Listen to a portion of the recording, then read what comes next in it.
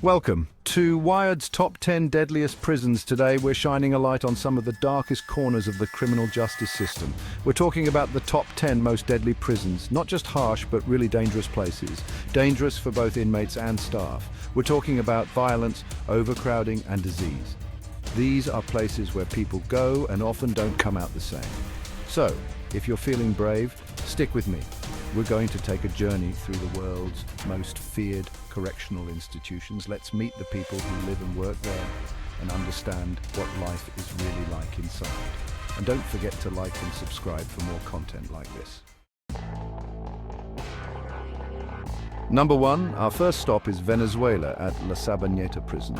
This place is notorious, infamous for its brutal conditions and the sheer level of violence that occurs within its walls. Built for 700 inmates, it now holds over 3,000. It's chaos, a ticking time bomb of human suffering and desperation. The gangs run the place. They control everything from food distribution to the black market, making survival a daily struggle. The guards have lost control. Riots are common and the violence is relentless. It's a war zone. Hygiene is appalling and medical care is almost non-existent. Diseases spread like wildfire and injuries often go untreated. You want to survive in La Sabaneta, you need more than just luck. You've got to be tough and ruthless. Only the strong survive and the weak are quickly preyed upon. I've spoken to people who've been inside. They say it's like a horror movie. The fear, the violence, the constant threat to your life, it's unimaginable. The violence is unbelievable. Machete attacks, stabbings, shootings, it's a daily occurrence. And the guards are powerless to stop it. The government doesn't seem to care. The situation is desperate and there's no end in sight. The infrastructure is crumbling and the resources are scarce. It's a place where hope goes to die. The despair is palpable and the inmates are left to fend for themselves in a lawless environment. It's a place where humanity is forgotten. La Sabaneta, remember the name. It's a stark reminder of the darkest corners of human existence. Number 2. From South America, we head north to the United States, a land of opportunity and freedom, or so it seems. Rikers Island, in the heart of New York City, stands as a stark contrast to the city's vibrant life. It's a pre-trial detention center. Most inmates haven't been convicted yet, awaiting their day in court. Justice moves slow. Violence is endemic, with frequent altercations and constant tension. Some guards try to do their job, but corruption is rife. Many are overwhelmed and undertrained. Conditions are unfit for anyone. Overcrowding, poor sanitation, and inadequate medical care are rampant. There have been deaths, suicides, murders. Each death is a tragic reminder of the system's failure. People go in with their minds intact and come out broken. The psychological toll is immense. It's a stain on the American conscience, a place that reflects the darker side of our society, a symbol of everything wrong with the justice system. It highlights the urgent need for reform. They've been talking about closing Rikers for years. Promises have been made, but action is slow. Let's hope they finally do it. The community is hopeful, but cautious, knowing the road to change is long. Number 3, our journey takes us to Russia, to Black Dolphin Prison, named after a statue made by the prisoners themselves. This is maximum security, Russian-style, serial killers, terrorists, the worst of the worst. Guards don't learn prisoners' names, just their crimes. The regime is brutal. 23 hours a day in your cell, no talking, blindfolded when moved. It's psychological torture. The guards look at you like you're not human. The coldness of the place is unbearable. It's enough to make you lose your mind. In Black Dolphin, you die a slow death. A death of the soul. It's a place that breaks you down, piece by piece. A place where humanity is stripped away. A place that will haunt you, Black Dolphin. Remember the name. Number 4. Our next stop is San Juan de Lurigancho in Peru. The largest and most overcrowded prison in Peru. Over 10,000 inmates crammed in there. It's like a sardine can, only worse. The place is falling apart, the infrastructure is crumbling, sanitation is non-existent, disease is rampant, tuberculosis, HIV. The medical care is rudimentary at best. Gangs control everything, guards are outgunned and outnumbered. The worst thing is the hopelessness, the feeling that you're trapped with no way out. It's a sobering thought, and it makes you realize just how lucky most of us are. San Juan de Lurigancho. Number 5. Our journey takes us to Rwanda, to Gitarama Prison, described as hell on earth. Built for 400, it held over 7,000. The stench, the heat, the disease, it was a nightmare. They didn't have enough food, water, or space. People were dying like flies. The guards just stood by and watched. Gitarama was a humanitarian disaster, a stain on the conscience of the world. They've closed it down now.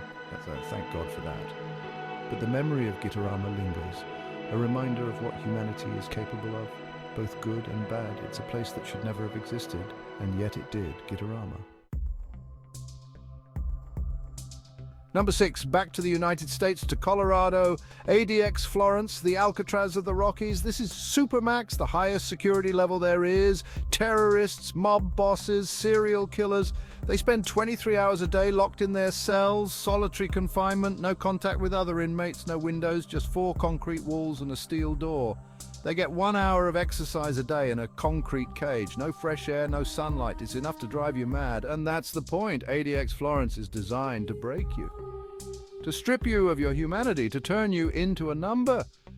It's a place that will give you nightmares, a place that will make you think twice about breaking the law. Number 7, next we travel to the Philippines, to Quezon City Jail. Overcrowded, violent, unsanitary, built for 800 inmates, now holds over 4,000. The conditions are appalling. The stench is overwhelming, disease is rife, violence is a way of life. The gangs run the show, the guards are just trying to survive. It's a recipe for disaster. And disaster is what you get. It's a place that will haunt your dreams, a place that will make you question your faith in humanity. Quezon City Jail. Number 8.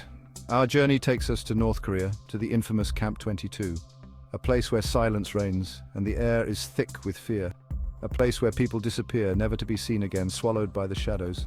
It's a political prison camp shrouded in secrecy and terror. Conditions are horrific. Starvation, torture, and forced labor are the norm. People are worked to death or simply vanish without a trace. Nobody knows for sure what goes on inside those walls, but the stories are harrowing, but the rumors are chilling, painting a picture of unimaginable cruelty, mass graves, medical experiments, and even feeding prisoners to dogs.